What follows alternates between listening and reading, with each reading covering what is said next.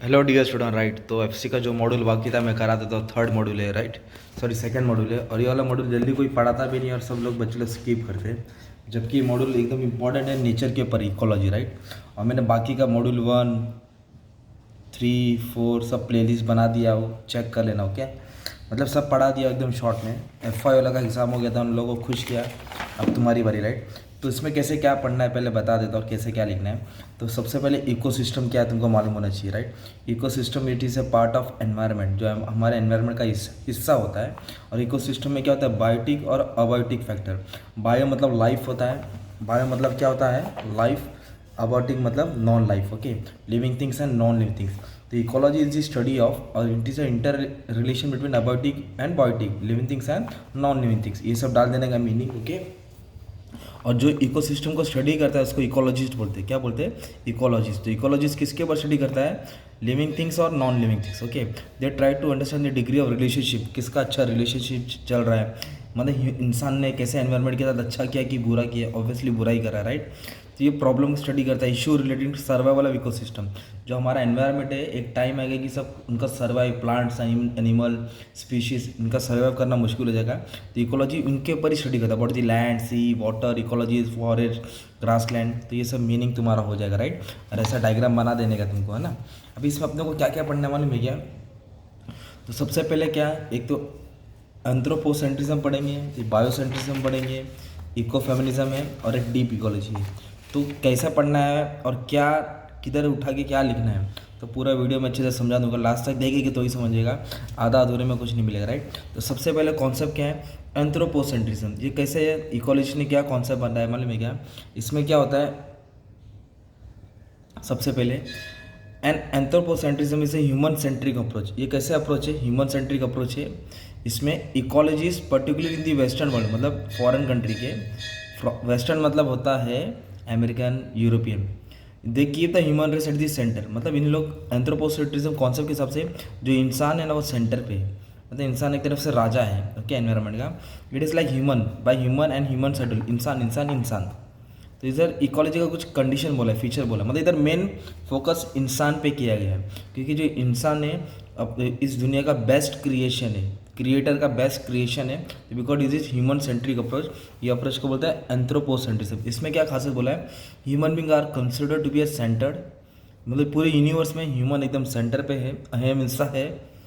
Many western philosopher मतलब फिरंगी लोग consider human to be separate and other superior entity nature, मतलब जितने भी नेचर में मखलूक है, मखलूक का मतलब होता है जितनी भी स्पीशीज है, क्रिएशन है, सबसे बेस्ट क्रिएशन इंसान है। Other resource like plants animal mineral में बी जस्टिफाइबली एक्सप्लॉइटेड बाय ह्यूमन। ये सब चीज़ को कौन इस्तेमाल करता है, ह्यूमन। एक्सप्लॉइट मतलब उसको इस्तेमाल करना, not just by chance but A right for the benefit of Mankind. इंसान क्यों इस्तेमाल करता है, ताकि वो अपनी लाइफ को अच्छा बना सके, सर्वाइव कर सके, है ना। अगर इंसान इस सब चीज़ को नहीं यूज़ करे तो सर्वाइव नहीं कर पाएगा राइट। तो पर इधर आके क्या बोला, how this is not acceptable of several ground. तो इसका मतलब ये नहीं कि इंसान पूरे एनवायरनमेंट को डैमेज करे। जैसे पुष्पा राज पिक्चर है, पुष्पा पिक्चर देगा ना, तो उसमें क्या करता है वो, चंदन की लकड़ी, जो भी लकड़ी है वो काट के बेचता है। एक तरफ तो झाड़ काट रहा है ना वो, तो भी गलत है राइट, पैसा कमा रहा बात अलग है। तो इंसान क्या कर रहा है, एनवायरनमेंट को नुकसान पहुंचा रहा है। This approach is formulated from human perspective only and this may not be only reality. ये सिर्फ इंसान के बारे में सोचा है, एनवायरनमेंट के बारे में सोचा है। इकोलॉजी मतलब जो हमारा पर्यावरण है, नेचर है, वेजिटेशन है, एनवायरनमेंट है, can not be consider only terms of its usefulness.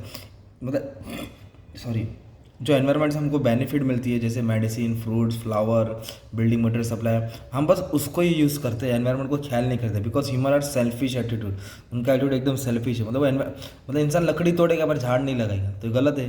This approach ignore the value of every expect of ecology, मतलब जो भी इकोलॉजी में हिस्सा है, प्लांट्स एनिमल, वो सबका रिस्पेक्ट होना चाहिए। The perspective is to understand the ecology and its very purpose of existence beyond human perception is ignore। तो जो इंसान है ना अपने फ़ायदे के कारण एनवायरनमेंट को भूल जाते हैं। तो इसमें यही बोला है कि जो इसमें ह्यूमन को फोकस किया है, इंसान को फोकस किया है कि इन इकोलॉजी में सबसे मेन इंसान है, पर इंसान कैसे एनवायरनमेंट को डैमेज करता है उस पर फोकस नहीं किया। तो ये उसका आर्ग्यूमेंट था, उसका नेगेटिव था राइट। तो एक ये कॉन्सेप्ट पढ़े हमने एंथ्रोपोसेंट्रिज्म। अभी मेन पढ़ा था इको फेमिनिज्म, क्या दिया ना, इको फेमिनिज्म। फेमिनिस्ट का मतलब एक तरफ से होता है वुमेन, औरत जात, ओके, मतलब एनवायरनमेंट को माँ के साथ कंपेयर किया है, औरत जात के साथ कंपेयर किया, ओके। मतलब जो एनवायरनमेंट है होता है, जो हमारा धरती होता है, उसको हम धरती बाप नहीं बोलते, धरती माँ बोलते हैं, राइट। तो माँ मतलब हो गया एक तरफ से वुमेन। तो अर्थ को, एनवायरनमेंट को किसके साथ कंपेयर किया है, फेमिनिज्म, मतलब फीमेल के साथ।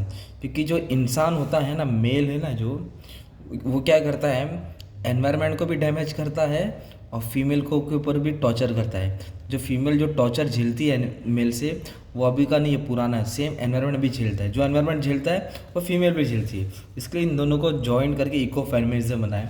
और एनवायरनमेंट को अच्छे से कौन समझता है, फीमेल लोग समझते हैं, ये कॉन्सेप्ट है, right. Eco feminism believe that degradation of nature, जो नेचर को ख़राब कर रहा है, leads to degradation of women. मतलब जो नेचर को ख़राब कर रहा है एक तरफ से, वुमेन्स को भी एक तरफ से ध्यान नहीं दे रहा, right. Eco feminism also believe that consumption of resource like food mineral, ये सब हमको मिलता है, that have travel thousand of kilometre is not tenable on any account, abuse of ability, robbery of ecology. मतलब एनवायरनमेंट को damage करके exploit करना, ख़राब करना, अच्छा खासा जो मतलब जो हरियाली है उसको नष्ट कर देना, तो ये खिलाफ है। It is claim that human have better knowledge of ecological process. मतलब जो इंसान में औरत जाते हैं उसको एनवायरनमेंट का बेटर नॉलेज है एंड हैव डीप कनेक्शन, एक अटूट रिश्ता है with the environment due to regular interaction. तो उनका इंटरेक्शन होता रहता है ना, पानी के साथ काम खेलते रहते हैं। तो ये फीचर्स दिए है किसकी, फेमिनिज्म के हिसाब से। It is believe that caring nature and human are synonymous. मतलब नेचर का ख्याल करना या ह्यूमन का ख्याल करना दोनों एक ही बात है। The more you care treat human equally, the more you protect environment. मतलब जो औरत जात को ख्याल करता है, रिस्पेक्ट करता है, वो नेचर का भी ख्याल करता है। Human acquire knowledge of land soil condition. मतलब जो औरत जात है वो उनके पास नॉलेज एक्वायर करता है, दे स्टडी, मतलब वो काम करते करते उनको नॉलेज आ जाता है अबाउट एनवायरनमेंट फीचर्स। मतलब मेल से ज़्यादा औरत जात को ज़्यादा नॉलेज होता है regarding environment, okay. Womens are, but इतना काम होने के बाद जो भी डेवलपमेंट पॉलिसी होता है नेचर के रिलेटेड, वुमेन्स को नहीं लिया जाता है। इको फेमिनिस्ट इंसिस्ट, उन लोग फोकस करने बोल रहे हैं, उन लोग क्या कह रहे हैं कि कोऑपरेशन होना चाहिए, म्यूचुअल बेनिफिट, रिस्पेक्ट, लव होना चाहिए, किसके खिलाफ, इकोलॉजिकल के साथ, as well as women are responsible for production and reproduction of life. जैसे बच्चा पैदा कौन करता है, औरत जात करती है, मतलब आगे लाइफ कौन पास करता है, वुमेन्स करती है ना। तो एनवायरनमेंट भी तो वही करता है, तो उनकी सेफ्टी, फूड, खाना पानी होना चाहिए कि नहीं। Eco feminism hold that industrialisation, जो भी इंडस्ट्री है वो रिस्पॉन्सिबल है एनवायरनमेंट को डैमेज करने के लिए, ह्यूमन्स की हेल्थ के लिए। तो इसमें क्या बताने का है ये पूरे आंसर में, कि ह्यूमन्स और एनवायरनमेंट को एक बताना है, और उसका विलन कौन है, मेल बोलते आदमी लोग कैसे एनवायरनमेंट को डैमेज करते। तो ये कॉन्सेप्ट हो गया इको फेमिनिज्म, सिंपल। एक है डीप इकोलॉजी, क्या है डीप इकोलॉजी, मतलब होता है every organism in the living environment has the same right to live and flourish. मतलब जितने भी पूरी दुनिया में जीव है, मीन्स लिविंग थिंग्स है, इंसान नहीं, जानवर आ गया, स्पीशीज़ आ गया, प्लांट, सबका हक है जीने का। ये नहीं कि इंसान है तो सब पे राज करेगा। हर स्पीशीज़, किसी ना किसी स्पीशीज़ का मतलब होता है प्रजाति, प्रजाति का मतलब होता है प्लांट्स, एनिमल, हर किसी की स्पीशीज़ का लाइफ है, किसी की मतलब वो डिपेंड है किसी ना किसी के ऊपर। इंसान भी तो डिपेंड है यार, टीचर पढ़ाएगी तो बच्चों को फीस मिलेगा, होटल वाला खाना भेजेगा तो खाना मिलेगा, रिक्शे में कोई बैठेगा तो भाड़ा मिलेगा, तो सबकी लाइफ डिपेंड होती है। तो डीप इकोलॉजी क्या है, एनवायरनमेंट के ऊपर डिटेल में स्टडी किया है कि wellbeing and flourishing of human, जो इंसान आज एकदम खुशी से खेल रहा है, एंड नॉन ह्यूमन लाइफ, मतलब जो ह्यूमन नहीं है, इंसान नहीं है। Infinite value of both humans and non human is independent. मतलब इंसान किस पे डिपेंड है, प्लांट्स एनिमल पे, और प्लांट्स एनिमल इंसान पे, क्योंकि उनको नष्ट ना करें। Plant earth has rich diversity, diversity मतलब होता है वेजिटेशन, हरियाली। इसका डाइवर्सिटी बहुत सारे क्या है, तरह तरह के प्लांट्स एनिमल है, they depend on each other for survival, है ना। शेर जंगल में शेर थोड़ी दुकान में आके बोलेगा पार्ले जी दो, वो तो जंगल में जो जानवर में उसको खाएगा ना, तो उसकी लाइफ डिपेंड है ना। तो इसके कारण नेचर की वैल्यू बढ़ती है। और डीप इकोलॉजी क्या करता है, फोकस किस पे करता है माने में, कि एनवायरनमेंट को क्या डैमेज कर रहा है, एनवायरनमेंट को क्या नुकसान पहुंचा रहा है, और एनवायरनमेंट को क्या, जो एनवायरनमेंट की हरियाली है, जो उसका एडवांटेज है, सब क्यों कम हो रहा है।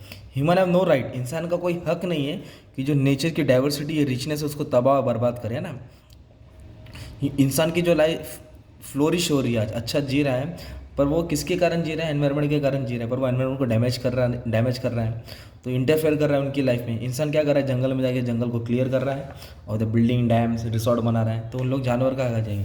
तो डीप इकोलॉजी एनवायरनमेंट के बारे में ख्याल करता है कि किस तरह इंसान एनवायरनमेंट को तबाह बर्बाद करता है, राइट। एक ये कॉन्सेप्ट पढ़ लो। अगर ये आया ना बायोसेंट्रिज्म, तो बस इसमें ये बताने का है कि जो एनवायरनमेंट है जिसमें प्लांट्स और एनिमल्स है और ह्यूमन भी एक इसका हिस्सा है, वो सबसे बड़ा नहीं है। Human is also a part of an environment, तो इसको बोलते हैं ह्यूमन सेंट्रिक। क्या बोलेंगे इसको, ह्यूमन सेंट्रिक। तो इसमें क्या, नेचर को रिस्पेक्ट करना चाहिए। ह्यूमन कोई भी स्पीशीज से बड़ा नहीं है, वो भी इसी लेवल का है। तो ये आंसर आ गया ना, तो सिर्फ 4 लाइन मीनिंग लिख देना, बाकी सब आंसर मिक्स करके ज्वाइन करके डाल दो, है ना। इकोसेंट्रिज्म आया है, बायोसेंट्रिज्म आया, तो जो हमने एंथ्रोपोसेंट्रिज्म पढ़ा है और डीप इकोलॉजी पढ़ा है, इसकी कंडीशन वो उठा के आंसर तुम लोग घुमा फिरा के लिख सकते हैं, चलेगा। ओके, तो ये आंसर तुम लोग नहीं पढ़े, right. Anthro, eco feminism, deep ecology, बाकी के आंसर इधर इधर घुमा देना, ठीक है।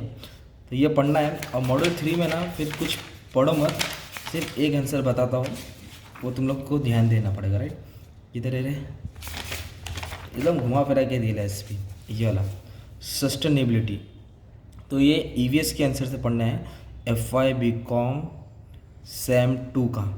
ओके, तो ये मैं प्लेलिस्ट में आंसर डाल दूंगा, चेक करेंगे तो आपको मिल जाएगा।